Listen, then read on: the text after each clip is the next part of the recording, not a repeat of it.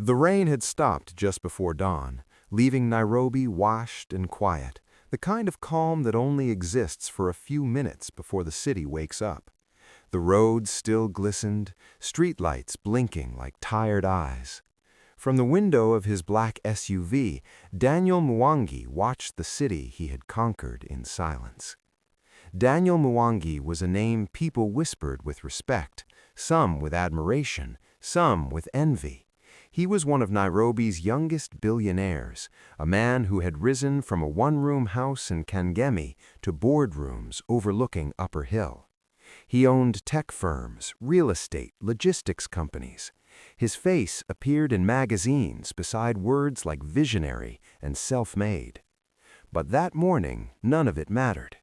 He was supposed to be in Dubai. That was the plan, everyone knew. His wife, his staff, his business partners. A week-long investment summit, meetings stacked back to back. He had even posted a photo at Jomo Kenyatta International Airport the night before. But something had shifted inside him mid-flight. Somewhere above Ethiopia, as the plane hummed and passengers slept, Daniel's chest grew heavy, a feeling he could not name. Not fear, not jealousy, something quieter, a warning. By the time the plane landed briefly in Addis Ababa for refueling, Daniel made a decision he had never made before. He stood up, called his assistant, and canceled everything. "I'm coming home," he said. By sunrise, he was back in Nairobi. The driver didn't ask questions. No one did. Powerful men are rarely questioned. The gate to his mansion in Runda opened slowly, the electric motor whining like it was surprised to see him. The compound was quiet, too quiet. No security chatter, no morning movement. Daniel stepped out of the car, adjusted his jacket, and inhaled deeply.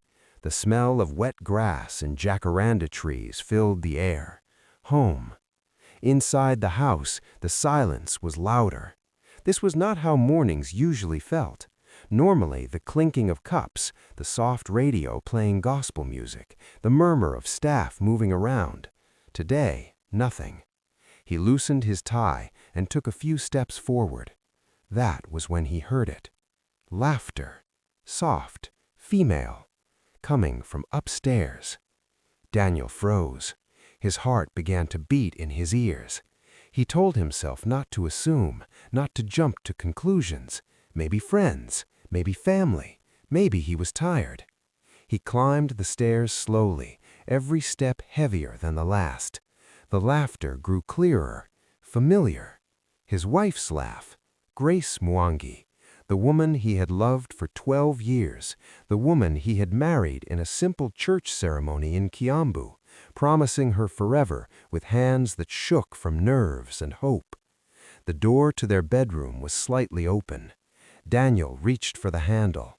Before he could touch it, a voice whispered sharply behind him, "Sir, don't move." He turned. It was Aisha, the housekeeper. She had worked in the Mwangi household for 8 years, a quiet woman from Garissa with kind eyes and a calm presence. She was holding a tray of tea, her hands trembling. "Aisha, move," Daniel said, his voice low and controlled. She shook her head slowly. "Please, sir, don't open that door." His eyes hardened. "Why?" Aisha swallowed. "Because what you see will not be the worst thing, sir. What you do after will decide your life." Daniel stared at her, anger and confusion wrestling inside him. "I own this house. Nothing happens here without me knowing." Aisha looked him straight in the eyes. "That is not true, sir," she said.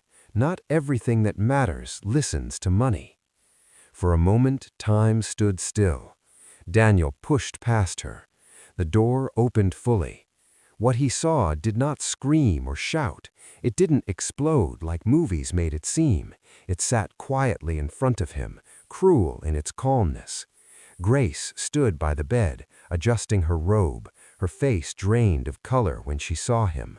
On the other side of the room stood Victor, his business partner, his friend, The man who had sat at his dining table, who had toasted to his success, who had hugged him at charity galas and called him brother.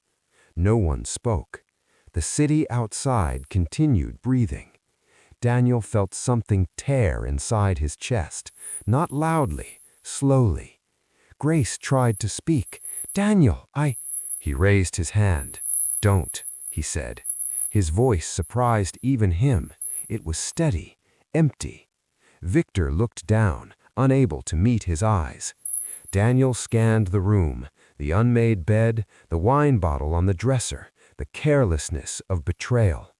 Aisha stood at the doorway, tears streaming silently down her face.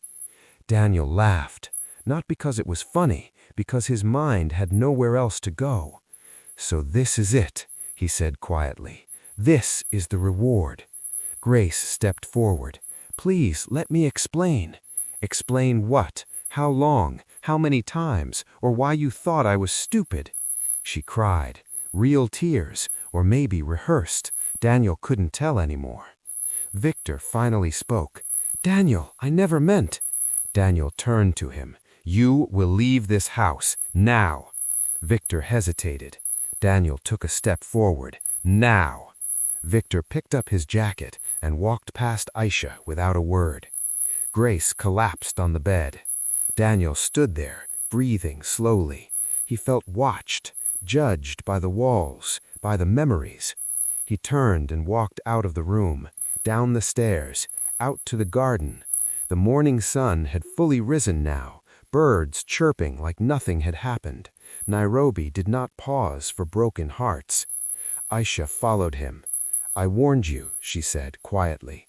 Daniel sank into a chair. "Why?" he asked, staring at the ground. "Why didn't you tell me earlier?" Aisha sat across from him, placing the tray down untouched. "Because sometimes, sir," she said, "people must see the truth with their own eyes.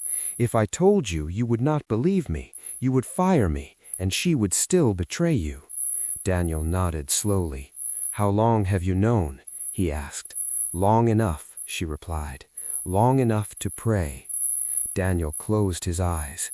He had built empires, controlled markets, outplayed competitors, but inside his own house he had been blind. "I gave her everything," he said. "Everything." Aisha smiled sadly.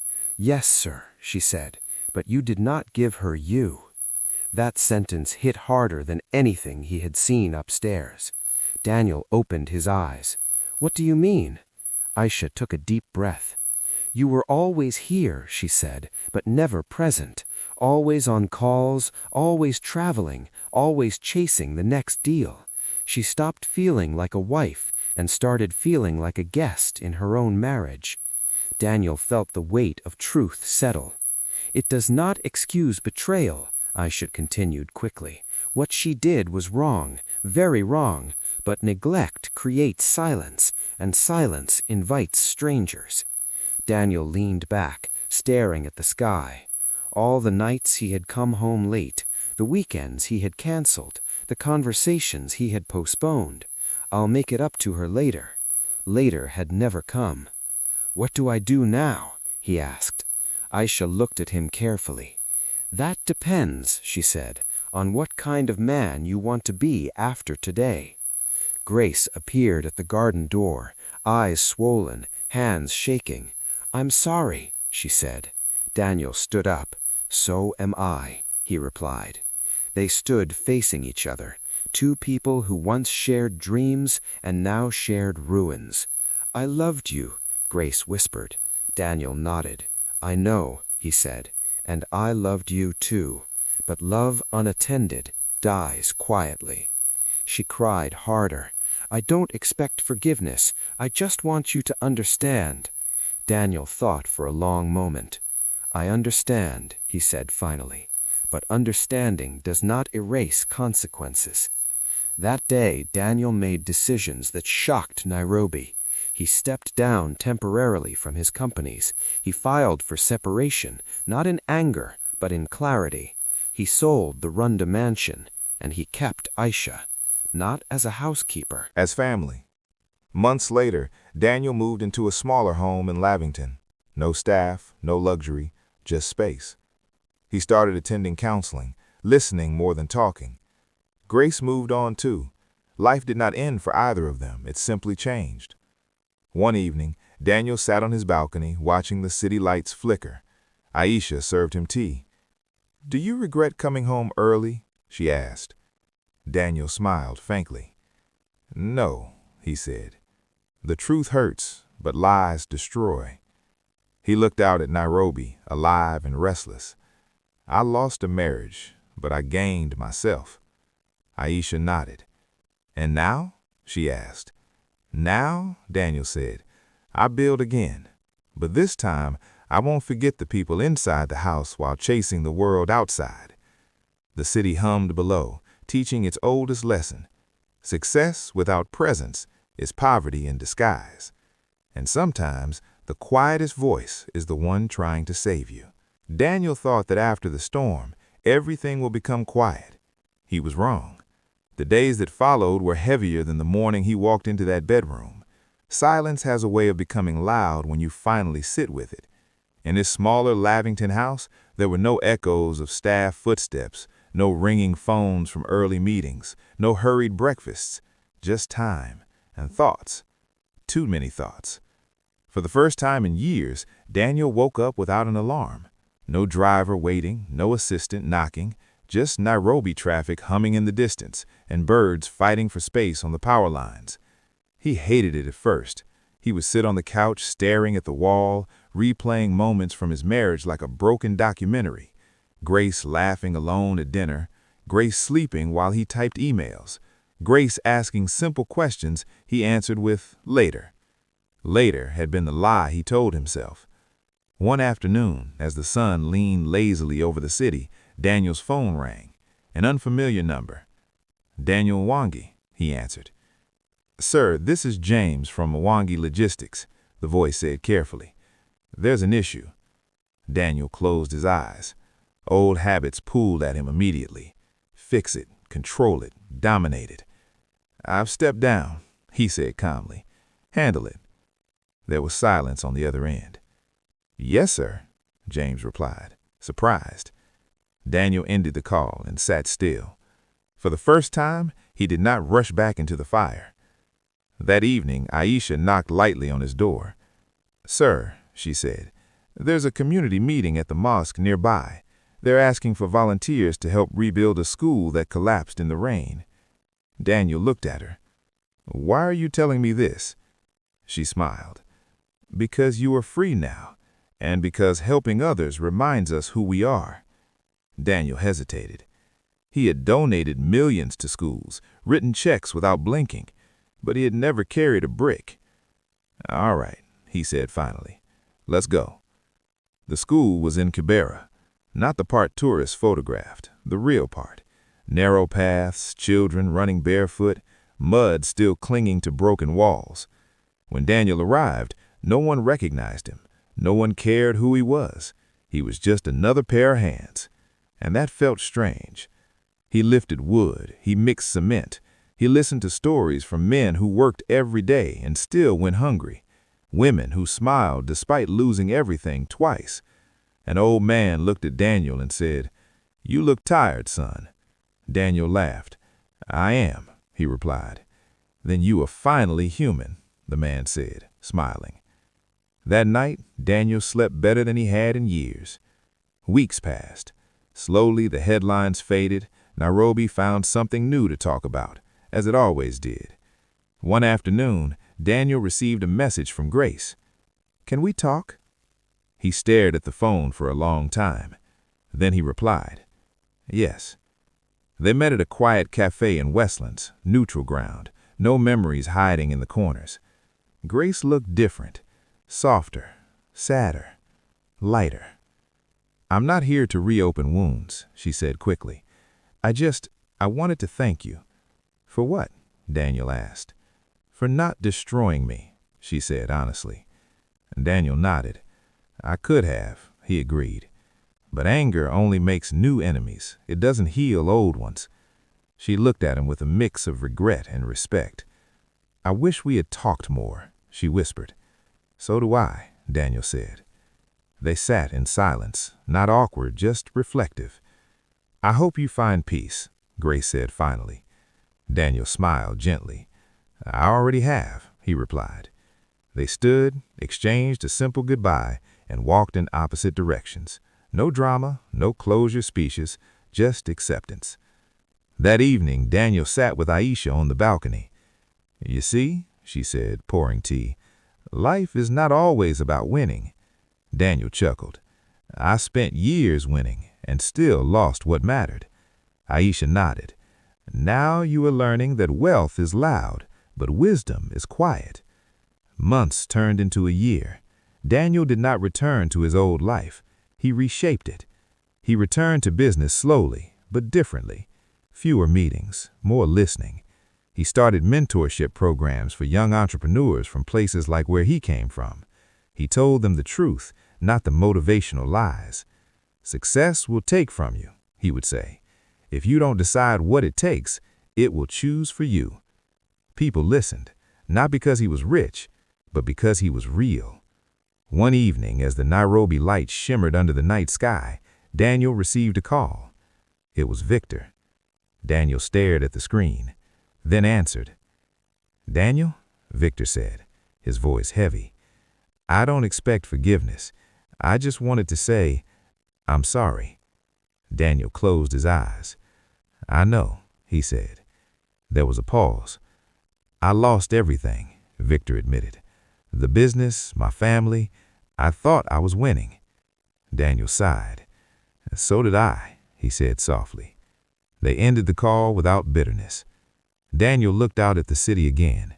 Nairobi had taught him a lesson no boardroom ever could.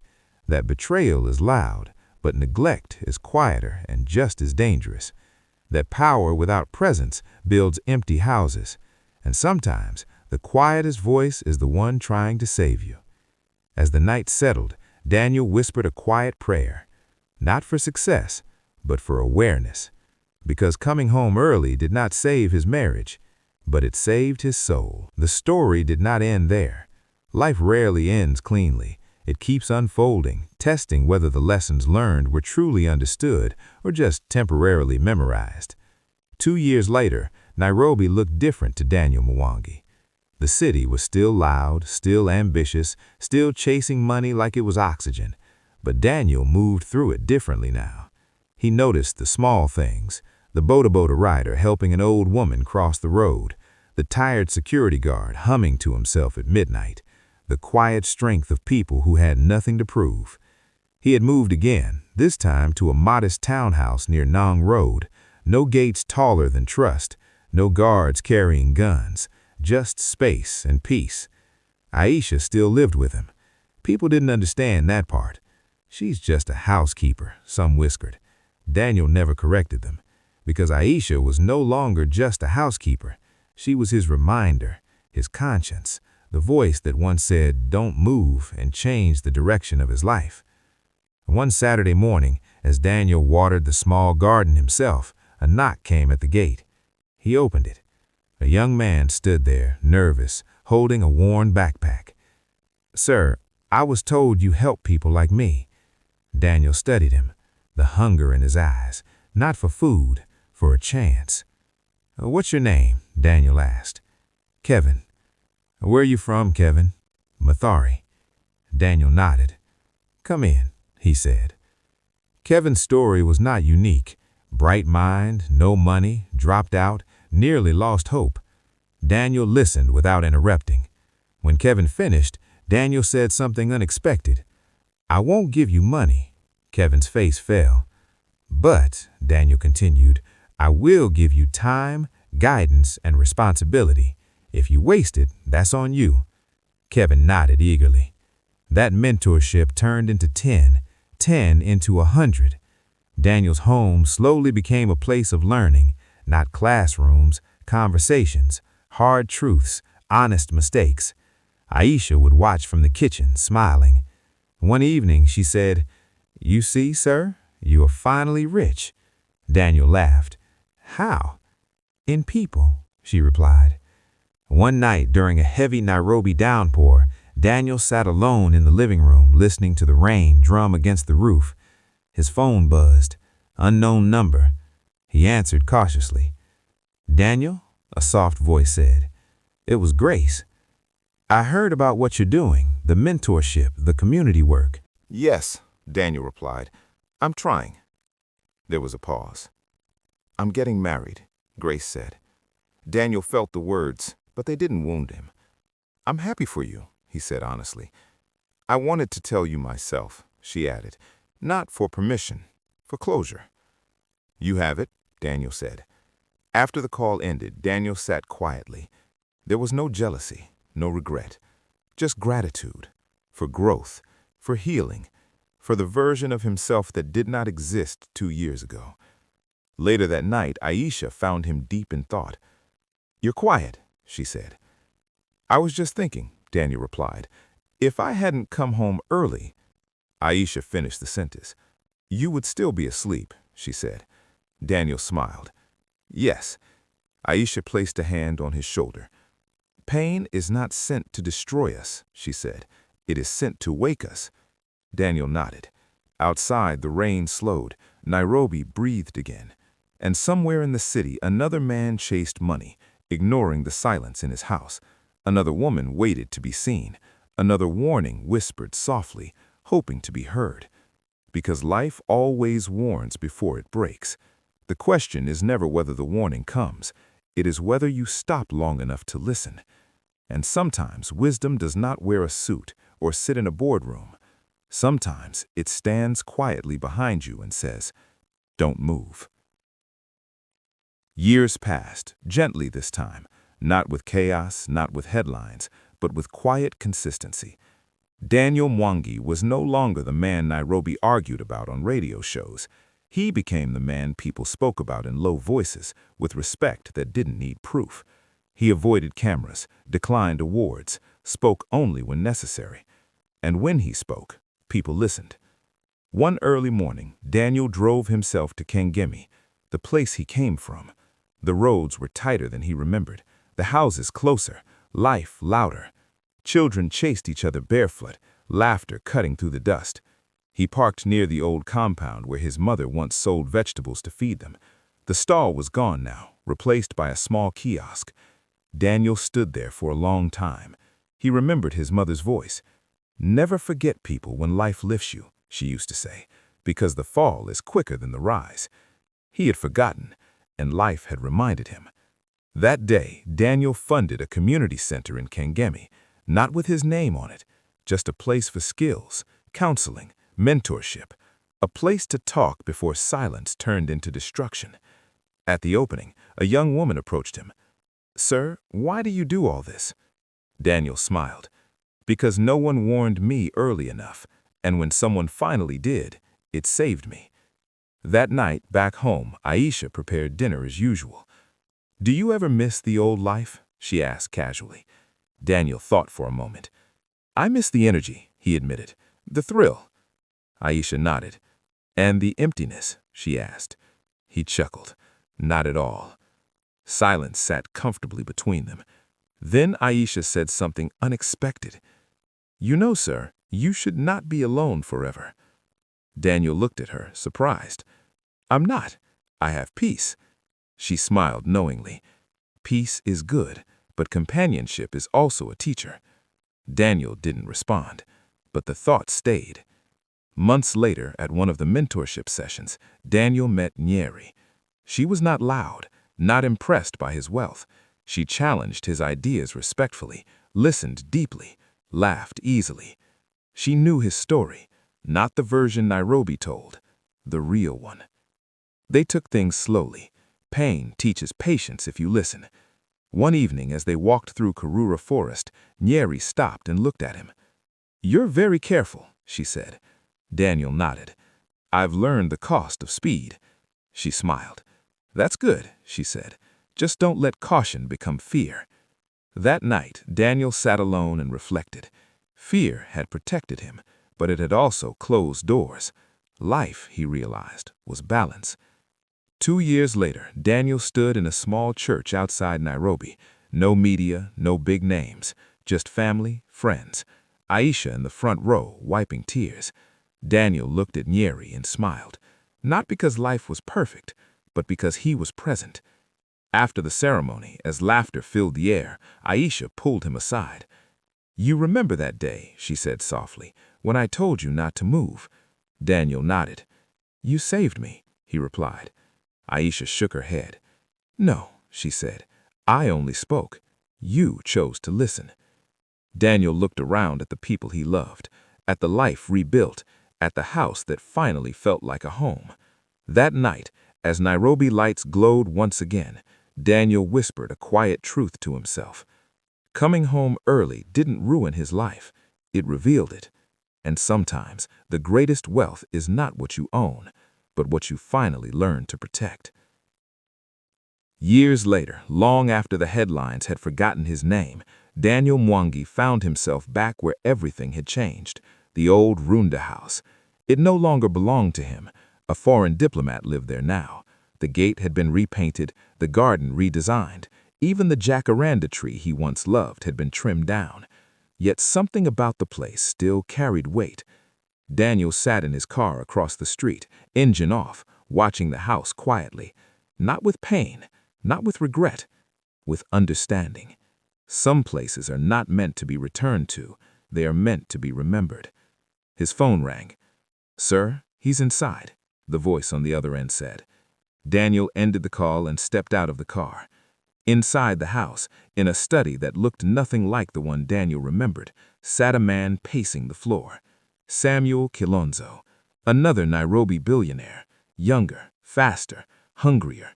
His companies were growing at a dangerous speed. His face was everywhere. His marriage, people whispered, was cracking under the weight of his ambition. Samuel turned sharply when Daniel entered. "You wanted to see me?" Samuel asked suspiciously. "Yes," Daniel replied calmly, "because no one stopped me when I needed it." Samuel frowned. "What are you talking about?" Daniel gestured to the chair. "Sit," he said. "This will only take a few minutes." Reluctantly, Samuel sat. Daniel studied him the way a mirror studies a face. "How often are you home before 9 p.m.? Samuel scoffed. "That's a strange question." "Answer it." Samuel hesitated. "Almost never." Daniel nodded. "When last did you listen to your wife without checking your phone?" Silence. "When last did you ask her how she feels and stayed long enough for the truth?" Samuel shifted uncomfortably. "Why are you asking me this?" Daniel leaned forward. "Because one morning, I came home early," he said quietly, "and everything I thought I owned collapsed in one room." Samuel laughed nervously. "Are you threatening me?" Daniel shook his head. "No," he said, "I'm warning you." Samuel stood up. "My life is fine." Daniel stood too. "That's exactly what I thought," he said. He walked toward the door, then stopped. "Success will make you powerful," Daniel said without turning, "but presence is what makes you respected in your own house." Samuel didn't respond. Outside, Daniel breathed deeply. He didn't know if Samuel would listen, but wisdom is not about controlling outcomes. It's about speaking when you are supposed to. That evening, Daniel returned home. Njeri was reading on the couch. Aisha was in the kitchen, humming softly, the same way she used to years ago. Daniel sat beside his wife. "You're quiet," Njeri said, smiling. "I met someone who reminds me of who I used to be," Daniel replied. She closed her book. And I hope he listens," Daniel said. Njeri reached for his hand. "And if he doesn't?" Daniel smiled gently. "Then life will warn him louder." Later that night, as the house slept, Daniel stood by the window, watching Nairobi lights flicker like distant stars. He thought of that morning long ago, the silence, the laughter upstairs, the voice behind him saying, "Don't move." He whispered a prayer, not of regret, but of gratitude, because not everyone is warned, and not everyone listens. Morning came softly. Daniel sat at the breakfast table, sharing tea with Njeri and Aisha. No phones, no rush, just presence, just life. And somewhere in Nairobi, another man would either pause or learn the hard way. Because the greatest tragedies do not come without signs. They come when we ignore the quiet people who see what we are too busy to notice. And sometimes, the difference between losing everything and saving your soul is one voice brave enough to say, "Don't move," and one heart humble enough to listen. It can end there, but for maximum impact, there is one last layer.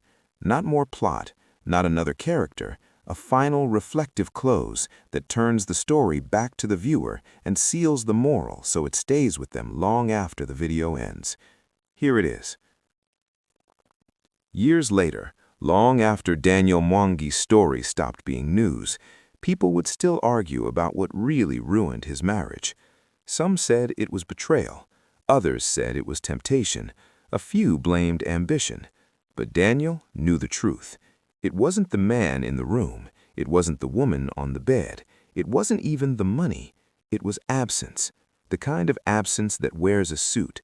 The kind that pays bills but never pays attention. The kind that says, "I'm doing this for us," while slowly leaving us behind. Daniel learned that people don't always leave because they stop loving you. Sometimes they leave because they stop feeling seen. And sometimes, by the time you notice, someone else already has. That was the lesson Nairobi taught him. Not in a boardroom, not through loss of money, but through a quiet woman holding a tray of tea, brave enough to whisper the truth. Don't move.